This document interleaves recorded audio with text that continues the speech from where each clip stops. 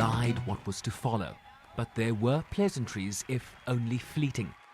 Donald, it's good to be with you. Now, in all fairness to Secretary Clinton, yes, is that okay? Good. I want you to be very happy. Thank you. Thank you very much. Hello and welcome to Interface. I'm your host, Rosalia Whitehead. We're coming to you from the US Ambassador Patrick Gaspard's residence in Pretoria. We spoke to him on the upcoming US elections and a number of other issues. Remember, you can join this discussion on Facebook, Interface on SABC, and Twitter at Interface on SABC.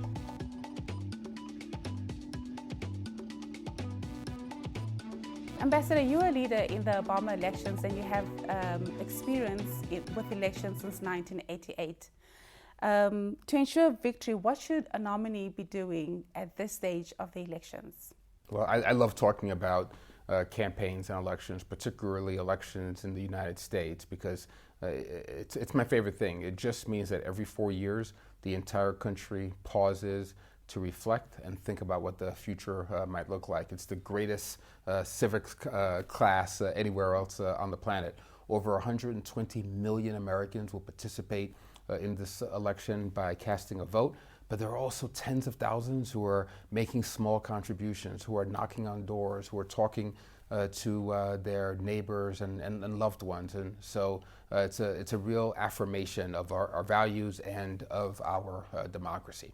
I'll tell you from the point of view of somebody who's been at the strategic table in campaigns, when you get this late in U.S. elections, you want to make sure that you're not being distracted by the noise in the media, the noise on the ground, and that you are taking your message about the future directly to the American people, particularly undecided voters. Bill Clinton, whose campaign I was privileged to be a participant in 1992, Bill Clinton always said that politicians have to remember that elections are never about the past and are always about the future. And I think that both nominees for the Democratic and Republican Party right now would be well served in remembering that and speaking to the true aspirations that Americans have for the future well-being of their children. Do the polls change how people vote, and does it make a difference in how the nominees approach the elections? You know, the general public pays attention to the polls, but if you're inside of a presidential campaign, you pay very little attention to the national polling numbers. You'll pay attention to the polls that you have inside of your campaign for particular states that you know are vital and will determine the outcome. But more important than the polls, particularly in this age of hyper number crunching and hyper data, you're paying attention to the data that you have about voters and their tendencies in places that you've targeted. For instance, both campaigns right now are paying very close attention to the state of Pennsylvania. There's a long history of success in Pennsylvania determining the outcome of the presidential election. So both of them are heavily focused on that, and you can trust that each campaign has district by district analysis, almost block by block analysis of what they think the performance is going to look like in Philadelphia, in Pittsburgh, and all of the counties in between. So for campaign operatives, those are the metrics that are much more important than the polling that you see in the public. And the debates, do they in any way change? Rarely. There are definitely examples in U.S. history of times when the debate between the two national candidates has really changed the outcome of an election. Everybody remembers the historic Kennedy-Nixon debate in 1960, but there were also other important milestones. Ronald Reagan's first debate against Jimmy Carter in 1980 was of huge consequence. Al Gore's debate against George W. Bush in 2000 also changed a lot of perceptions about both candidates. I can give you some examples, but it's rare that the debate really drives the day. In the last campaign that I was blessed to be a part of in 2012, Mitt Romney outperformed Barack Obama in the first debate that we had that year. There was universal consensus on that, and that helped to refashion the way that President Obama approached the subsequent debates. He won those, and I think that helped to give him the gap that he needed at the end to be triumphant. Okay. For someone with radical and sometimes offensive views to come this far, what does it say about what the American people are looking for in a leader? I also, if I could, want to speak to the temperature in the U.S. Right now in these elections, particularly the language that we've seen surface around women. I think that all of us are proud of our democracy, but it's difficult to be proud in a moment when you're hearing language that's disparaging of our mothers, our sisters, our friends, and our loved ones. The First Lady, Michelle Obama, gave a remarkable address yesterday where she elevated beyond party politics and spoke to the kind of values that we want to transmit not only to our young women, but to our sons as well, to make sure that we have a generation of Americans who are growing with a healthy spirit about the other gender and the opportunities for equality that we need to continue to advance and promote. And I hope all of us will walk away really having inculcated those lessons. Can we say the nominees are what we see? One of my political mentors, a man named David Axelrod, who is one of the architects of the Obama campaign, David Axelrod is fond of saying that when you run for the presidency of the United States, it's like taking an MRI of your soul.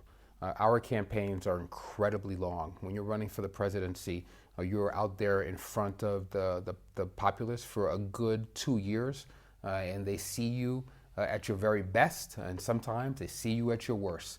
And at the end of the day, when they go and cast that ballot, I think they do actually have a very good, true, accurate sense of the candidates, particularly in this era where we have the 24-hour news cycle, where every little word is parsed on Twitter and on Facebook. It's a real forensic examination.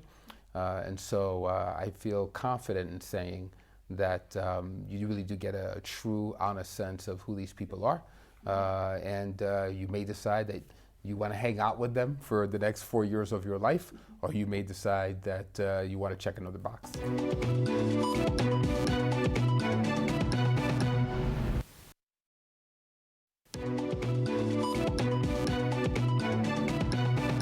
Are they saying that leaders have not been tough enough on terrorism? You know, we are a country of over 300 million people, right? So clearly there will always be opinions on all sides of these issues. I think that everyone in my country should be encouraged by the broad consensus in both parties, the bipartisanship that we've had on national peace and security, the work that we do at home, the work we do abroad with our allies to extend that peace to others and with others.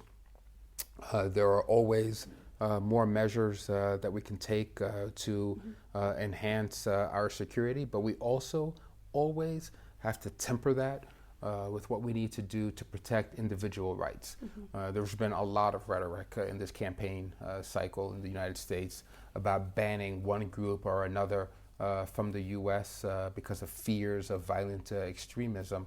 And I want to point to the statutes that we have in our founding documents, in our Constitution, that will protect individual rights, will protect the right of Americans to all worship as they wish. And it's not possible in our system to ban people from coming into our country because of race or because of the sacred texts that they follow. The overwhelming percentage of Americans share that sentiment and embrace those values, and that's going to be the case the day after this election as well, and for generations to come. Are Americans fearful right now of what's happening? I mean, when they look at the amount of, let's say, terrorism that's happening across the world. I'm going to borrow a little bit from President Obama, who always promises to the American public that we're going to be as vigilant as we can possibly be against those kinds of radical actions, while recognizing that in human intelligence gathering, it's an imperfect exercise, so you do your best. But at the same time, as President Obama always reminds Americans, the incidents of these kinds of extreme actions are still, in this day and age, despite the headlines, incredibly rare.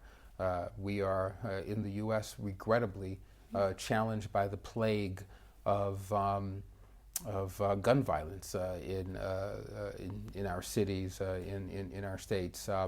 That probably is of greater consequence in the day-to-day lives of most Americans than the actions of a handful of extremists. And that's not to suggest that we don't work as diligently as we can to diminish their capacity. Okay.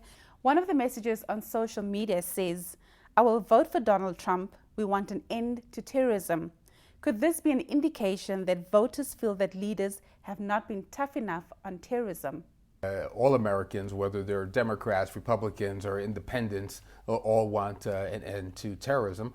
All the South Africans that I engage with wanted to see an end to violent extremism as well. Yeah, but are they saying that leaders have not been tough enough on terrorism? You know, we are a country of over 300 million people, right? So clearly there will always be opinions on all sides of these issues. I think that everyone in my country should be encouraged by the broad consensus in both parties, the bipartisanship that we've had on national peace and security, the work that we do at home, the work we do abroad with our allies to extend that peace to others and with others. There are always more measures that we can take to enhance our security, but we also always have to temper that with what we need to do to protect individual rights. How do world events such as ISIS, Syria, and Russia change the discourse during elections?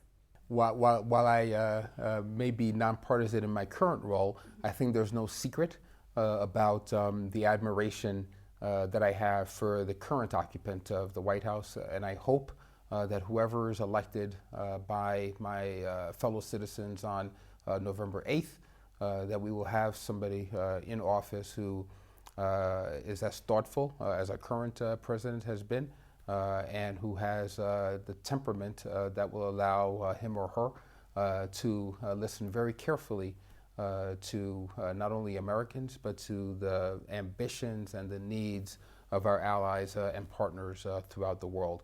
We're at a time now where we are more interdependent on one another than we've ever been in the history of humanity. And the next United States president has to appreciate that we can't go it alone. Over 1,000 people have died since Hurricane Matthew hit Haiti. Can you briefly give us a description as to what the recovery has been? Sure, I'm glad you asked me about that. It's unexpected for the U.S. ambassador to South Africa to receive that question, but as you know, my family is from Haiti, so it's near and dear to me, and I'm passionate about all things that take place on the island.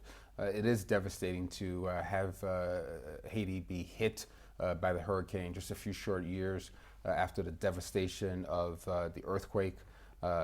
There's a tremendous amount of physical damage to the infrastructure, but there's also tremendous emotional damage when we have so many fatalities. The estimations of death vary, but it's certainly over 400, and some have estimated that it could be as high as 1,000. There's this remarkable port city called Jérémie, which is one of the most beautiful places on earth. It's a city of poets and artists, and it's just been completely devastated by this. So I'm proud that my country, my government, through our United States Aid Development Organization, is on the ground, moving resources, food, water, providing shelter to Haitians, and making certain that they're able to get through this current cataclysm so they can begin to rebuild and restabilize. As a result, there were elections planned in Haiti that have been delayed.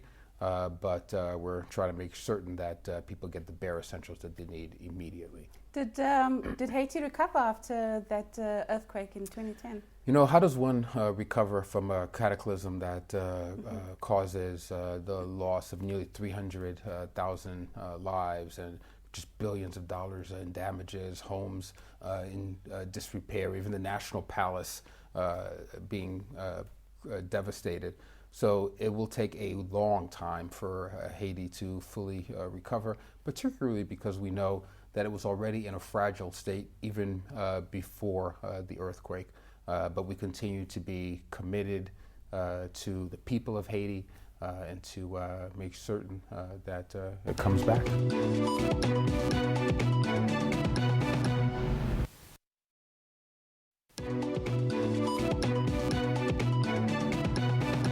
There's been some criticism towards donor countries, you know, when Haiti went through the earthquake. Is there a much more concerted effort to make sure that coordination of... Sure. You know, first I'll remind you and your viewers that I'm the U.S. ambassador to South Africa and not to Haiti. I'm happy to answer one more Haiti question. I think that people always have to ask tough questions whenever massive amounts of resources are dedicated to relief or reconstruction anywhere in the world.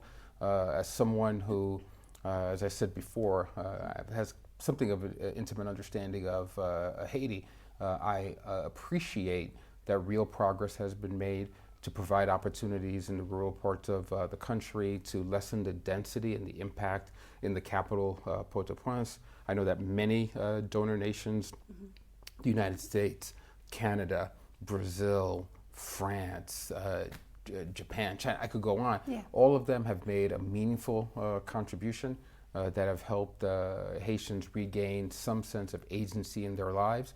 But there are also some deficits in what took place in relief that didn't move as quickly as it should have. And there are a lot of questions about the real capacity that Haitians themselves had in the rebuild. So hopefully the right lessons have been learned and are being applied in this post-hurricane period. Ambassador, could you tell us briefly what the AGOA agreement is about? The African Growth and Opportunity Act was passed during the Clinton presidency. It has bipartisan support from Republicans and Democrats, and it is intended to grant duty-free access to the U.S. market, which is the largest consumer market in the world, to nations in sub-Saharan Africa for the goods that they produce here on the continent. It has been wildly successful and has helped to really push up the trade across the Atlantic Ocean between the U.S. and sub-Saharan African countries. Here in South Africa, it's been especially successful because your government here has been creative and innovative about taking the tariff lines accessible to South Africans and using it to really diversify your industries and your trade. So here, you're not just sending commodities to the U.S., but you're building, manufacturing finished automobiles in Port Elizabeth, in Silverton, that are then transmitted and sold in the U.S. Last year, we had over 60,000 cars built here in South Africa that were sent to the U.S., in addition to South Africa's fantastic wines and other agricultural products. So it's been just an important part of the trade relationship and the economic development and growth in this region. And what about the leaders that you're trying to grow from this AGOA agreement? I think that your viewers know that there were some challenges in the negotiations between the U.S. and South Africa around the renewal of AGOA. We're excited that it's been renewed for an unprecedented 10 years, but we were determined that since the negotiations ended in our ability to move U.S. products into South Africa, we had a challenge around our meats, chicken, poultry, pork. But now that we're doing that, we struck up a deal with your Ministry of Trade and Industry so that half of the product that comes from the U.S. will pass through the hands of historically disadvantaged importers so that we're creating real transformation in industry here in South Africa. A fantastic program that's led to real training and empowerment for South Africans. And you had the mother of all brides earlier this year for that.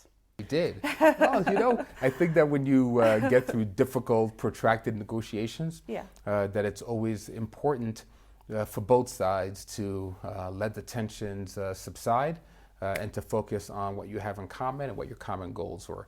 So we did have a very challenging period as we negotiated with the South African poultry farmers, your Ministry of Trade and Industry, your Ministry of Health, to clear our products for shelves in South Africa.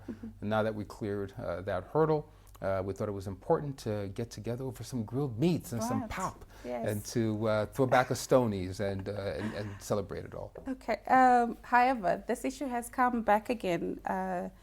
Doesn't every issue come back again? Yeah, it does. There's some people who are unhappy, Ambassador. It seems like the South African Poultry Association and the Pork Producers Association have instituted a court injunction to block the imports.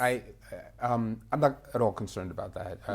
I'm much more interested in the conversations that we're all having about what the future looks like. So it's all well and good for that industry to protect what it sees as its own narrow interest.